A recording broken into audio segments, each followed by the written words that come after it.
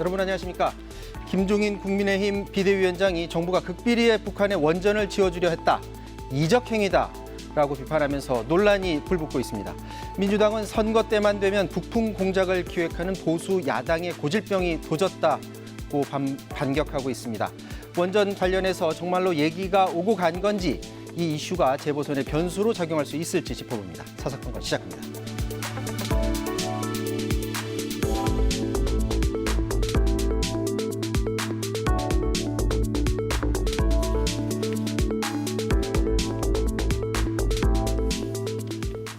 네, 여의도 사사건건 오늘은 강훈식 민주당 의원, 최영두 국민의힘 의원 나오셨습니다. 안녕하십니까? 네, 안녕하세요. 제가 앞서 말씀드렸는데 그 북한 원전 문건 공방이 벌어지고 있고요. 김종인 국민의힘 비대위원장이 이적행위다라는 발언을 하면서 논란이 불붙고 있습니다. 김종인 비대위원장이 이 같은 문제 제기를 한 이후에 청와대 대변인은 터무니없는 주장이다. 북풍 공작과도 다를 바 없는 무책임한 발언이다. 라고 또 입장을 밝혔고요. 오늘 또 오전에 수보회의에서 문재인 대통령이 이런 문제 제기는 구시대 유물 같은 정치다라는 말을 했습니다. 잠깐 문재인 대통령 말 듣고 와서 말씀 나누도록 하겠습니다. 정부와 국회, 여와 야가 지혜와 힘을 모아야 할 때입니다. 가뜩이나 민생이 어려운 상황에서 버려야 할 구시대의 유물 같은 정치로 대립을 부추기며 정치를 후퇴시키지 말기 바랍니다.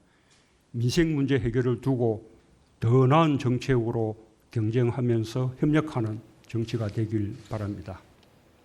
자, 국민의힘 쪽 입장에서는 그러니까 국내에서는 원전 폐기 정책을 정부가 추진을 하면서 북한에 대해서는 원전을 지어주려 했다라는 문제 제기를 했는데 거기에 대해서 지금 이적행위라는 발언까지 비대위원장이 했어요. 그럼 구체적인 문제 제기를 하기 위한 증거로는 어떤 것들을 지금 언급을 하고 있는 거죠? 네, 대통령이 오늘 하셨다는 저 말씀을 정말 대통령께서 지켜주셨으면 좋겠습니다. 오늘 이 문제를 우리 공연히 제기한 것이 아니고 지난 1년간 우리 국민들이 의아한 게 있었습니다. 왜 경제성 평가, 월성 원전 1호기 경제성 평가를 둘러싼 감사원 감사 문제, 또 감사원 감사를 방해하고 증거를 은폐할 때 그 검찰이 수사하는 걸 못마땅해서 저렇게 하고 검찰총장을 흔드나 이렇게 봤더니 이 지금 월성 원전 경제성 조작 및 공문서 불법 파기 사건의 공소장에서 이 문제가 이제 드러난 겁니다. 갑자기 우리가 무슨 선거 때에서 드러내는 게 아니고 여기 보니까 공소장에 적시된 북한 관련 삭제 파일이 모두 17개입니다.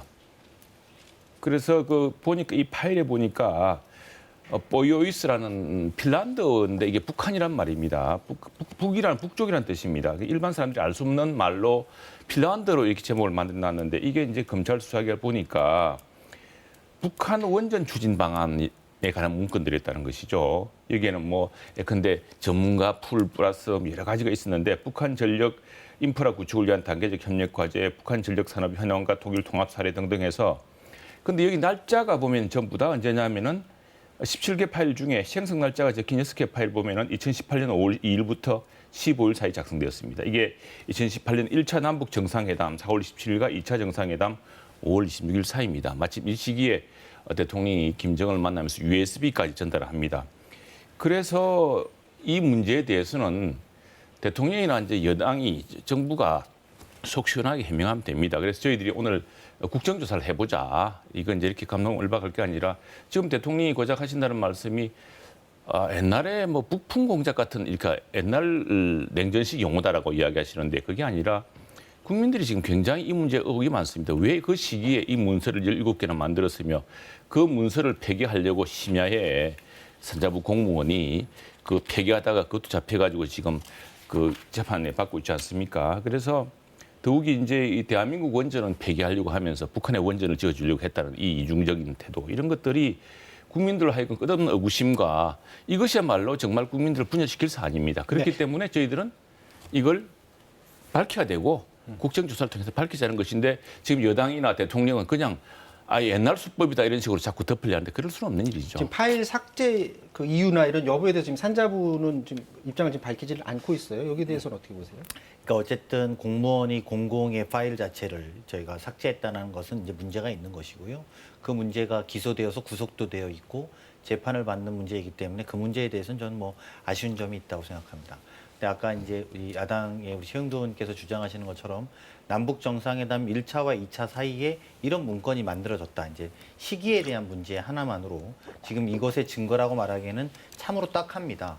요 시기에 보수 언론들도 다 원전을 북에다 짓자라는 이야기들을 일제히 논평을 냈던 시기입니다. 그러니까 그 시기만으로 이적행위다라고 대통령에게 말하는 그 야당의 제1야당의 비대위원장이 주장한다는 것은 굉장히 과도한 공세였다라고 보고요. 그래서 이걸 법적으로 대응하겠다 이랬더니 왜 이렇게 그렇게까지 화들짝 할 건 없지 않냐 또 이렇게 이야기를 하셔서 전 증거가 있으면 법의 평가를 받으시면 될 거라고 보고요. 이 문제에 대해서 그렇게 뭐 말씀대로 차분하게 대응하면 되는 문제이지 그 1차 정상회담과 2차 정상회담에 있었던 문건 그 의심스러운 문건이라고 주장하는 그 문건 하나만으로 이렇게 이적행위라고 주장하는 것은 옳았는지 아니면 말씀대로 좀 차분하게 살피면서 공세를 할 것은 했어야 되는 것 아닌지라는 생각이 좀 듭니다. 그 USB 관련해서 여기 뭐 일부 언론에서는 그 도보다리에서 문재인 대통령이 김정은 위원장한테 전달해줬다라고 하는데 일단 그건 아니지만 어쨌거나 정상회담 기간 중에는 지금 전달해준 거는 이제 확인이 된 사실인데 그 USB 안에 과연 어떤 내용이 들었느냐 여당 쪽 입장하고 그리고 또 당시 청와대 그 관계자들 말을 들려보면 북핵 폐기 전제로 해서 화력이나 수력 에너지 관련 시설 관련 자료들이라는 입장인데 거기 좀 구체적으로 더 뭐 내용을 아신다든가 공개하실 민주당 입장에서 좀 공개해 줄 근데 이게 내용이 참 있을까요? 애매합니다. 야당이 저렇게 공세하는 것을 몇 번 양보한다 하더라도 네. 저희가 참 야박한 딱한 입장에 처한 것은 남북 간에 일어난 일들이 대부분 보안일 수밖에 없고요. 네. 그것은 남북이 아니라도 국제관례상의 기본적인 예입니다. 예컨대 일본 수상과 이야기를 나눴다 하더라도 이거는 보안이기 때문에 논의된 것들을 다 저희가 공개할 수는 없는 부분이 있어서 그런 부분이 좀 딱하다는 말씀을 좀 드리고요. 다만 그럼에도 불구하고 예전에 그러니까 과거 정부 때도 북핵 포기를 전제로 했던 여러 가지 에너지에 대한 지원 분야 또는 협력 분야에 대한 논의는 줄곧 있어 왔습니다. 네. 그런데 우리가 그렇다고 해서 그럼 우리가 원전 논의를 했었느냐 북한하고 이것은 사실이 아니라고 또 어떤 원전의 원자라도 글자가 없다라고 통일부 장관도 오늘 밝혔는데요. 그래서 여러 가지 예를 들면 북한은 핵을 포기하는 조건으로 그럼 우리는 에너지 정책이 필요하다라고 했을 때 우리가 수력이나 화력이나 다른 것들을 지원해 볼 수 있는 협력 분야를 검토할 수는 있었습니다만 거기에 원전은 없었다고 단호하게 여러 군데서 말씀드리고 있다고 보고 드려야 될 것 같습니다. USB 안에 뭐가 들었는지만 확실하게 알면 뭐 논란은 끝날 수도 있지만 지금 말씀하신 것처럼 정상 간에 둘 간에 이루어진 걸 어떻게 그걸 공개하느냐 외교적으로 지금 문제 있는 것 아니라는 그런 지적도 있는데 거기에 대해서는 어떻게 생각하세요? 그래서 우리가 이제 국정조사를 하자는 것이고 지금 우리 강훈식 의원님처럼 저렇게 저 정도면 굉장히 그나마 참 잘 정리된 발언인데 처음에 이걸 박근혜 정부 때 작성한 문서라 그랬습니다. 이 여당의 핵심 의원 한 분이. 그다음에 또 다른 분은 또 그 뭐 원전의 원자 혹은 뭐 전력의 전력자도 전자도 없었다라고 이야기를 하시고 그런데 사실은 그 당시에 보면은 청와대 대변인 당시 정상회담 당시에 청와대 대변인 브리핑을 보면은 전력 문제, 발전소에 대한 논의가 있었다라고 이야기를 했습니다. 네. 네, 그게 하나의 단서인데 지금 이 문제가 그래서 끝없는 논란을 이어지고 도대체 국민들이 상식적으로 납득할 수 없는 일들이 지난 1년 동안 월성 1호기 평가 문제, 그걸 은폐하려는 문제, 장관이 너 죽을래 그랬다는 거 하고 그 공무원이 이제 앞으로 연금과 모든 것들이 그 권리가 다 앞으로 뺏길 문제인데 그런 사람들이 그렇게 위험한 것들을 삭제를 하면서 뭐 신이 내렸다고 하는 엉뚱한 소리 한 것부터 해서 다음에 그 검찰총장, 검찰이 수사하는 걸 그렇게 막으려고 했던 것부터 해서 모든 것이 의혹투성입니다. 그래서 우리가 오늘 국정조사를 통해서 여당도 할 말이 많을 것이고 또 정부도 할 말이 많을 것이기 때문에 해보자. 그게 국정조사의 목적 아니냐는 것이고 또 하나 지금 그 청와대에서 법적 조치를 이야기했습니다. 그래서 법적 조치하자. 가만히 보니까 지금 여당은 국정조사를 받을 생각이 전혀 없는 것 같습니다. 이게 뭐 선거용 모략이다 뭐 이렇게 둘러치고 이럴 것 같은데 그럼 법적 조치를 해서 법적 조치를 하면 진실 여부를 가려야겠죠. 법적 조치를 해서 한번 가려보자는 것이 오늘 초선 의원들이 일제히 우리도 함께 법적 조치를 해달라. 그래서 이 사건 진실을 정말 국정조사로 못 가린다면은 검찰에서 가려보자라고 지금 이야기했고요. 그 문제를 가지고 저희들이 법적 조치하니까 뭐가 두려워서 뭘 자세를 낮춘다는 건 전혀 사실이 아니고 그 문제는 법적 조치든 국정조사는 반드시 파헤쳐야 되겠습니다. 자, 지금 정치권에서 이렇게 얘기하는 그 와중에 뭐 산자부에서도 입장을 밝혔지만 통일부 장관도 오늘 그 입장을 밝혔는데요. 앞서 그 원전의 원자도 나오지 않았다라는 말, 통일부 장관이 한 말입니다. 잠깐 들어보도록 하겠습니다. 한반도 신경제 구상의 총괄 부서로서 통일부 차원에서 북한의 원전을 지어주겠다 이런 것과 관련한 논의가 된 바 없다 이런 점을 분명히 말씀드립니다. 그리고 제가 보고받고 또 확인한 바로는 한반도 그 신경제 구상의 내용 중에서 원전의 원자도 없는 것이 분명합니다. 자, 통일부 장관은 원전의 원자도 나오지 않았다라는 그런 말을 밝혔는데 산자부에서도 이게 그런 문건이 있었지만 내부 검토 차원의 그게 문건이었었지 이 정부의 공식 입장은 아니었다라는 그런 입장을 밝혔고요. 보통 그 어떤 중요 사항이 발생하게 되면 그 해당 뭐 이건 정부도 마찬가지고 일반 민간 기업도 마찬가지입니다. 어떤 주요 이슈가 발생하면 검토 그 자료들을 만들어서 이제 보고를 하는데 정부 입장에서 이게 검토 자료다. 이게 공식적으로 논의하는 자료가 아니었었던 건데 왜 이걸 가지고서 이제 문제 삼느냐라는 그런 부분을 지적을 하거든요. 그런 검토 자료는 충분히 있을 수 있다고 보나요? 아니면은 검토 자료가 아니라고 확신을 하시는 건가요? 그래서 같이 한번 국정조사를 해보자는 겁니다. 여당도 할 말이 많고 정부도 할 말이 있겠죠. 사실은 그 부분이 진실인지 지금 이렇게 우선에 저희들이 진지한 국민들이 굉장히 의아하게 생각하고 있던 대목이고, 근데 이게 공수처에서 갑자기 드러났습니다. 야당으로서는 당연히 이 문제를 이제 제기할 수밖에 없는 것인데, 그랬더니 갑자기 선거를 위한 모략이다. 이거는 야당을 대하는 또 국민의 의구심을 대하는 정부 여당의 태도가 아닙니다. 그렇다면 그걸 이제 당당하게 밝혀야 될 것이고, 또 이게 그 쉽게 끝나지 않다면 국정조사를 통해서 밝히면 되는 것이죠. 국정조사가 뭐 그렇게 어려운 이야기가 아니지 않습니까? 그리고 국정조사하면 야당만 조사하는 게 아니라 여야 공동조사이기 때문에 여당이 훨씬 더 많은 발언권과 조사 자료를 볼 수가 있습니다. 그렇게 하면은 이 진위가 드러날 것인데 자꾸 논점을 흐리고 야당이 뭐 선거를 앞두고 뭘 한다는 식으로 이렇게 모략하는 것은 이건 책임 있는 태도가 아니라고 생각합니다. 네, 강훈 의원님. 네, 일단 뭐 그 국정조사가 또 만병통치약도 아니죠. 그래서 뭐 말씀대로 법적으로 조치를 해놓은 게 있으니까 이제 그런 것들을 순리를 보고 국민적인 의혹이 해결되지 않으면 또 뭐 그런 것들도 검토해보고 논의해볼 수 있다고 봅니다. 그런데 지금 제가 오늘도 이 어떤 한 공무원의 이야기를 좀 잠깐 전하는 걸로 대신해야 되겠습니다. 의원님, 이제 우리는 앞으로 검토는 어떻게 해야 됩니까? 머릿속으로만 해야 됩니까? 검토를 하기 위해서 컴퓨터를 켜고 입력을 하는 순간 국정조사의 대상이 될 수 있고 이렇게 큰 문제가 될 수 있다라면 일선 공무원들은 아무것도 검토할 수 없습니다. 저는 그 말에 좀 한번 생각해 봐야 되겠다. 그러니까 물론 우리가 여야가 정치를 하다 보면 또 의혹에 대해서 야당은 제기하고 여당은 해명할 필요도 있고 이럴 수 있다고 봅니다만 이 상황에 대해서 좀 판단을 할 필요가 있겠다고 봅니다. 그리고 아까 말씀드린 것처럼 이런 것들이 불거졌던 그 시점이 1차 정상회담과 2차 정상회담 사이에 어떤 공무원의 삭제한 파일 안에 있었다는 것인데요. 그것이 검토 자료로 했다라고 산자부가 밝히고 있고 그런 의혹이 이제 좀 제가 볼 때는 수렴되고 있는 것 같습니다. 그래서 더 이걸 의혹으로 만들어내기보다는 오히려 차분하고 냉정한 대처를 여야가 함께하고 이 과정에서 아까 제가 모두에 말씀드린 것처럼 어쨌든 그 공무원 또는 산업부에서 몇몇의 공직자들이 자료를 파기한 사건 자체는 문제가 있지 않습니까? 네. 그런 기강을 또 잡아나가는 건 한 축으로 해가면서 또 정치적 공세로 아까 말한 그 모 공무원처럼 이제 우리는 검토도 컴퓨터로 못하고 머릿속에 하든지 아니면 손으로 써야 될 판입니다. 라는 것에 한번 생각해 볼 필요가 있겠다는 생각이 듭니다. 방금 앞서 이제 1차 정상회담과 2차 정상회담 사이에 이 문건이 만들어졌다고 했는데 지금 민주당 박주민 의원 같은 경우에는 당시를 돌이켜보면서 그때 당시에 그 원전 관계자들 그리고 보수 일부 언론에서 이런 아이디어를 제공했었다. 실제로 당시 기사 제목 같은 것들을 말머리에 달아서 이렇게 입장을 밝히기도 했으니까 저런 아이디어를 받아서 산자부가 아이디어 차원에서 수집 정리됐던 그런 문건이다라고 지금 말을 했는데 실제로 당시에 이제 저런 분위기가 조금 있었고 일부 이제 기사가 있었던 것 같아요. 여기에 대해서는 그러면 저런 걸 논의할 수 있는 분위기는 아니었나라는 생각이 듭니다. 저게 완전히 맥락을 자르고 이야기하면 저렇게 이야기할 수가 있는데 사실은 우리 나이 드신 분들 아시겠지만 70년대 우리 대한민국도 원자력 폭탄을 추진한 적이 있었습니다. 다 아시는 공공연한 비밀인데 그 당시에 이제 우리는 포기를 했죠. 왜냐하면은 핵과 경제 성장은 병진할 수 없다는 걸 알았기 때문에 저런 것들이 왜 나오냐면은 북한이 핵을 포기한다면은 우리는 원전을 지어줄 수 있겠다라는 그 보수 언론의 이제 그런 해석 그 제안 같은 것이고요. 또 경제 성장을 위해서는 핵을 포기하라는 것이고 핵을 포기를 전제로 한 것이죠.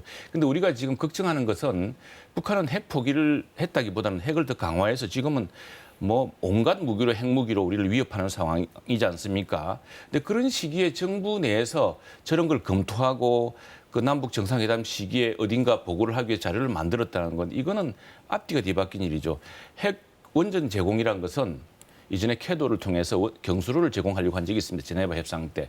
북한의 핵을 포기하고 북한이 완전히 핵무기를 포기한다는 걸 전제로 또는 그걸 단계적으로 구분하면서 이어나가는 것이지 그 앞뒤 전후 맥락을 무시하고 과거에 캐도 때도 저 원자력 발전소를 지어주려고 하지 않았느냐. 그걸 갑자기 지금 와서 그 아까 2018년의 논의는 또 왜냐하면은 하도 그냥 원전 폐기하겠다고 이렇게 하니까 당시 이제 좀 보수적인 또 경제지나 이런 곳에서 그 원전이 가치가 있는 것이다. 에너지 문제에서는 북한 핵이 폐기된다면은 북한하고 핵 폐기를 조건으로 한번 이런 문제를 논해보면 어떠냐는 그런 제안이었죠. 그럼 최영두 의원님 생각에서는 그 선 핵포기 선언이 있기 전까지는 저런 것 자체를 검토조차 해서는 안 된다라는 그런 생각이신가요? 검토의 시점이 새롭게 검토할 것도 없고요. 저건 철저하게 그 NPT 체제라는 제안 또 미국과 국제사회의 어떤 그 분명한 제재 이런 것이 있기 때문에 사실은 기술 제공조차도 안 되는 것이고요. 우리가 더 큰 의구심 같은 것은 그 USB 어떤 기술 혹시 기술에 관한 것들이 담기진 않았을까?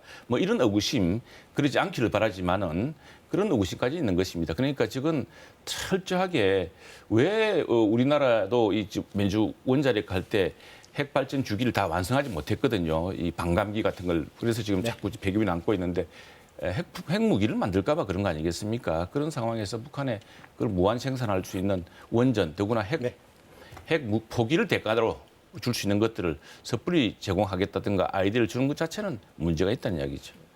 네, 아니 이제 뭐 근데 이게 사실은 원전에 관련해서 우리가 원전 마피아라고 부르는 그리고 보수 언론, 보수 정당이 같은 목소리를 오랫동안 유지해온 게 사실입니다. 그래서 원전을 짓자는 것이지요, 한마디로. 그리고 그것은 예전이나 지금이나 같다고 봅니다. 근데 이제 이 정부 들어와서 위험한 원전에 대해서 이제 더 이상 확대하는 것을 막고 또 친환경 에너지를 재생하자라고 또는 재생 에너지를 쓰자라고 이야기하고 있지 않습니까?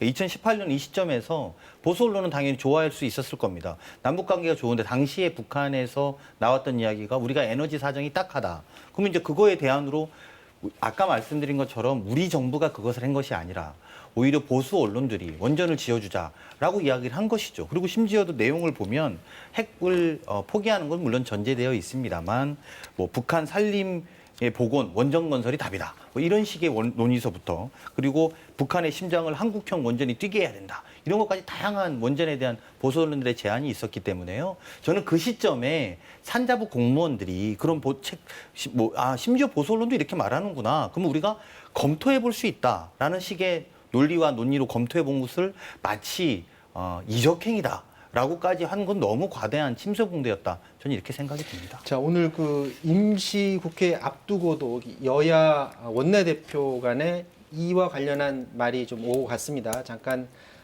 해당 발언 잠깐 들어보도록 하겠습니다.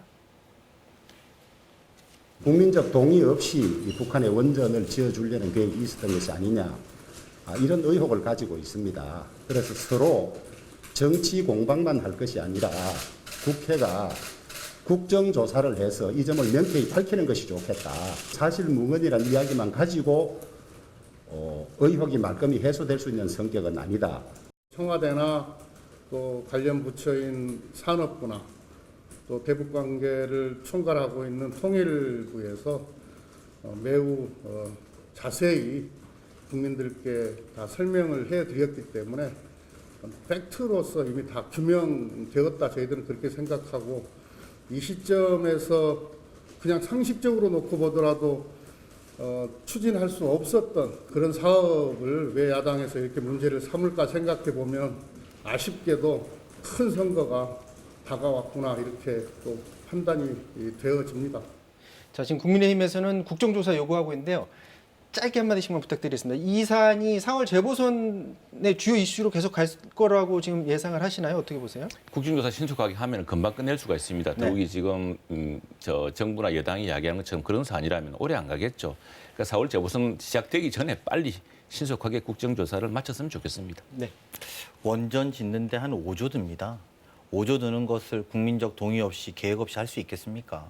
처음부터 과도한 주장해놓고 상황이 어지러워지면 국정조사로 출구를 만드는 야당의 패턴입니다. 저는 그렇게 하지 말고 오히려 좀 더 차분하게 지금 우리가 좀 이렇게 오해했었지만 이런 문제가 있었구나라고 좀 더 성숙된 자세로 국민들의 민주주의를 좀 만들어주는 게 더 역할이 아닌가 싶습니다. 네, 자 얘기 이 정도 마무리 짓고요. 다음 재보선 얘기해 보도록 하겠습니다.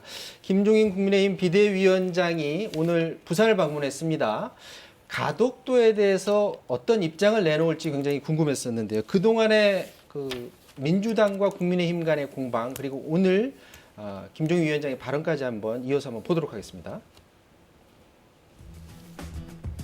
네, 가덕 신공항에 대한 부산 시민의 열망과 달리 국민의힘은 뚜렷한 입장을 정하지 못하던 상황이었습니다. 가덕도 하나 한다고 해서 부산 경제가 확 달라지고 그렇게 생각하면 안 돼요. 가덕 신공항 반면 민주당은 지난달에만 2번이나 직접 부산을 찾아 특별법 단독 처리까지도 불사하겠다면서 의지를 밝혔었죠. 가덕 신공항 특별법을 2월 임시국회에서 반드시 처리할 것임을 거듭 약속드립니다. 제1야당도 특별법 처리에 동참하겠다고 빨리 약속하기 바랍니다. 설령 야당 지도부가 반대한다고 해도 저희는 갈 길을 가겠습니다. 국민의힘 내부 특히 부산 지역 의원들 중심으로 위기감이 고조됐고 결국 국민의힘 지도부는 전향적인 입장을 밝혔습니다. 국민의힘은 가덕도 신공항 건설을 적극 지지하며 가덕도 신공항 건설 특별법이 여야 합의하에 처리되도록 노력을 할 것입니다.